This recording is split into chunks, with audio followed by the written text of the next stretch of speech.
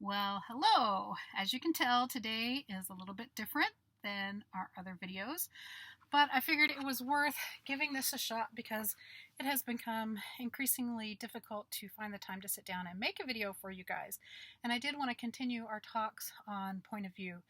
So just to give you a little background, even though in the future when people see these videos, it's not going to be tied to any time frame, I'm hoping one day we will be able to look back at this and laugh. So, at the beginning of December, my husband, well, all of us had COVID. And for most of us, it was just kind of a normal, everyday cold that we would get every year. It was no big deal. But it really hit my husband hard. And here it is, halfway through January, and he still is not doing much better. He spent some time in the hospital. He came home with oxygen. He started to get better, and then he just kept sliding back. So I am actually sitting at the doctor's office. He is inside getting more x-rays on his lungs because he also had pneumonia on top of the COVID, which is part of what made it so bad for him. And of course, I can't go inside. So I thought, well, this is a moment where I have time. It's quiet. It's not necessarily a pretty place. And obviously, I did not get dressed up for you today. So pardon the ponytail, pardon the no makeup, pardon the exhaustion, because he's not sleeping, so I'm not sleeping. But this is important to me, and I want to make sure that you're not just hanging around waiting for the next lesson on point of view. Now, the story that I just told you was in first person, and that's what we're going to talk about today. I decided to dedicate a lesson to each one of these points of view so that we can dig a little bit deeper. And I also don't want these to be too long because I know you are very busy and you don't have a lot of time for an hour-long lesson. Okay, so let's define first person point of view. First person is always limited by its very nature. It's when I am telling the story. The character is in the story relating his or her experiences directly. This is generally your main character or sometimes someone close to them. This is the second most common point of view to write in. The first most common is third person, and we will talk about that on another day. Young adult and romance are two genres that really gravitate to first person. And as I mentioned a moment ago, first person is limited because we only get what that point of view character knows, can see, hear, feel, smell, etc. And for this reason, another author, Jerry Jenkins, recommends that new writers try first person as an exercise. And the whole point of that exercise is to limit your viewpoint to one character. And I think it's also a good way to check for point of view slips like we talked about before. You know, that harder one where you write something that your character can't possibly know. Okay, first person has some strengths, which is why people like it. It's meant to be intimate, confessional. The reader can put themselves inside the character's shoes and discover that story along with them. It's often easier to connect emotionally with a character who, when you're in their head and experiencing their reactions. But of course, this comes with some limitations and challenges. So first person is restrictive. There are things the reader will not know because the character can't know them. I feel like I'm beating a dead horse right now. The character can't know them, so the reader won't know them. But it really is kind of the main limitation and challenge that you have with first person. Your character, when you're in first person, can't be everywhere at once to get the entire story. So what they're doing is they're telling their story, which might not be the story, if that makes sense. It takes practice to share the big picture story while using a limited viewpoint. And this is probably why a lot of authors will use multiple viewpoint characters. That way they can feed different parts of the story so that the reader gets a more rounded, better view of what's going on.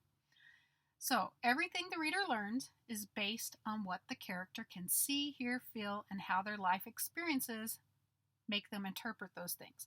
So I've said that a couple times now. You know, we want to make sure that in first person you're using all the senses that you can write about. And I just added a part there that you may not think about. Our experiences are what help us interpret what we're experiencing. For instance, for some people, the smell of a campfire could bring back good memories. For other people, it might remind them of a horrible experience and make them anxious. So you have to know their backstory and what a certain thing may trigger within them, and it's going to be different for each character. So this means that your narrator isn't always reliable because they have a bias. This is what adds to and helps create your character's unique voice. And we're going to save the topic of voice for another day and another unit, but we will get there. So this brings us to the question, who is your narrator really? Even when writing in first person, you can have problems figuring out who the narrator is. I mean, you would think it would be simple. My narrator is this character. But if you're, sorry if the camera's moving too much, I'm trying to hold it up. But if you're writing in first person present tense, everything is happening to your character right at that moment. So you see it the first time they see it. Then you know for sure that your character is the narrator. But what if your character is telling the story about what happened to them last week or 20 years ago? If the events happened that far in the past, the character has grown. They've had new experiences that affect how they view those previous events. They're essentially a different person than when it happened. And you have to consider who the real narrator is, because that's going to affect the language and the internal reflections that you use in your writing. This might also be the reason you choose to write in past or present tense, because it's going to change who the narrator is. Okay, several years ago, many years ago now, I went to a writer's conference, and the keynote speaker was Regina Soroy. And she also taught a class on common mistakes when writing in first person. And I'm going to share some of those with you. And I think I've added a couple more.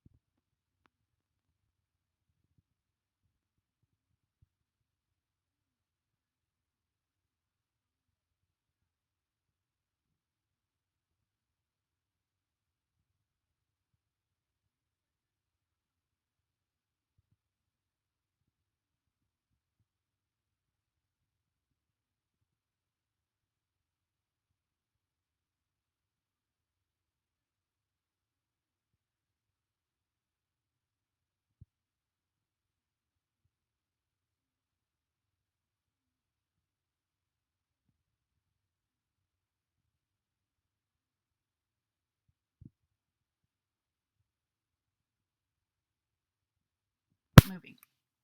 One of the third things is asking too many questions to show confusion. So often it's a list of unanswered questions. Why did that happen? What am I going to do now? How am I going to figure this out? I'm afraid, whatever all these questions are. And I do this a lot, especially in my early novels I did, and most of the time in my drafts I still do it. But if you stop and take a breath, you can figure out how to show confusion in a better, more natural way. Use facial expressions, use what it feels like inside your body, and show those things, and trust, well, I'm jumping ahead of the gun, but trust your reader to figure it out, because they've been in similar experiences and they can do that. So another one is, well, let's just jump down to trusting your readers and then we'll come back, because this trusting your readers can be a lesson all by itself, but let's just kind of touch on it. So a lot of times it's easy to fall into telling instead of showing when using first person, and that's what we're talking about. We can spend so much time talking about what the character is thinking that the reader gets bored. They're waiting for the character to do something. So we do need to show the reader what the character decides and then have them act on it. Another issue is minutia or listing. This is also a form of telling. So everything your character does, we see it. So you can make jumps in time without losing your audience. Just trust them. We show them. So here's an example of how you don't trust. You show them obviously I'm trying to talk too fast today and I need to calm down. So here's an example. You show your character walking down the hall, getting on the elevator, pushing the button, rocking back and forth as they ride down to the ground floor. They get off the elevator, they walk through the lobby to the doors, and step out into the sunshine and hail a cab. And then they open the cab door, crawl in the cab. See how dull this is? Trust your reader to fill in the gap from deciding to go somewhere to getting there. Unless something major is going to happen while on the elevator, we don't care. We don't need to see it. Same thing in the cab. If nothing's going to happen, if they're not going to see something important out the window, or if there's not going to be like an accident, we don't need to see the cab ride. Also, we know how to put pants on. So, don't tell us how they're putting their pants on. If it's not relevant, jump to the next important thing. Okay. One of the main things that I probably should have listed first is there are too many sentences that start with I. So let's think about this. When you're thinking in your head, do you start every sentence with I? No, you don't. So your writing, your story shouldn't start every sentence with I as well. And it is a little bit difficult because there are times when you need to start with I. But the best way to do this is to put yourself in the character spot and figure out how you would react. Then make sure you filter the lens through the character's history and perception before putting it on the page. So like I said, this one's hard because you will have to use I, but a little practice can thin out the sheer numbers of them and make them a little bit more bearable. Okay, we have one more, and that's forgetting to have varied sentence length and incorporating incomplete sentences. Okay, we've all been trained incomplete sentences are bad, but if the moment is incomplete, meaning the character is interrupted, then the sentence will be too, and sometimes internal dialogue is just as important as what you put into quotes. I mean, how many times are you thinking one thing, something happens, and it's like squirrel, and you're off, and you're no longer thinking that thing. So we have incomplete thoughts all the time. Okay, I have 3 little sound bites from that class by Regina Soroy. So if you're standing beside your character, asking what happens next, you are not writing in first person. The only way first person works if you are inside their head, looking out through their eyes. Remember, senses matter in first person. Sounds, smells, things that can be felt and seen. And finally, let things swerve your characters from their one-track mind, because that's realistic. Okay, I have a writing activity for you this week. Pick one of your characters, put them somewhere in your story or somewhere around your neighborhood. Close your eyes, sit down inside their head, and take a minute to look out from their eyes. What do they see? What do they hear? What do they smell? What can they feel through touch? What kind of emotional things are happening in their body that you can describe through sensations? Write them down as if you were them. Okay, I did this challenge way back in 2013 when I was still blogging, and so I pulled this up, and it's a little bit rough, but I wanted to share an example of what I'm talking about. So I chose a character, and I actually never wrote this story. I just didn't, but it was a good exercise of doing something that was different and out of my comfort zone. Okay, here we go. Rough carpet scratched my... See, I've already messed up. Let me try that again. I can't read. Rough carpet scraped my cheek as I slid across the van floor. The door slammed shut, sending me into complete darkness. A thick smell of dirt and oil permeated the air. The van creaked and shook with my captor's movements. Another door clicked shut. Slivers of light leaked around the blacked-out window from the door. I reached for the handle as the engine turned over, grinding in protest for a moment before roaring to life. The floor vibrated beneath me, increasing the frantic rhythm of my heart. My fingers only brushed cold metal. There was no handle in the door. Okay. Do you see? If I look back, I think I see one sentence that starts with I. I see another I off the top just as a scan. So it wasn't full of I. So it can be done. Okay, there's no need to comment on what I just read to you, but I do want to challenge you to do this activity. Feel free to share it in the comments here or on the main group page so that we can talk about what's working and where you might be able to dig deeper. Share what you've written, ask your questions. Let's make this a little bit more interactive and let me help you and let the others who are in this group help you. That's what we're here for. So until next time, keep writing or start writing.